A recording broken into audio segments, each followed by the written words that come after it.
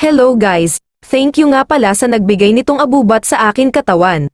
Grabe, she's a nice person and kind heart, wala na ako masasabi pa kundi thank you dahil sa wakas meron na naman ako pang vlog at pang rampa itong this coming event. Wow talaga, kahit simple lang pero dapat pahalagahan natin ang lahat ng binigay sa atin.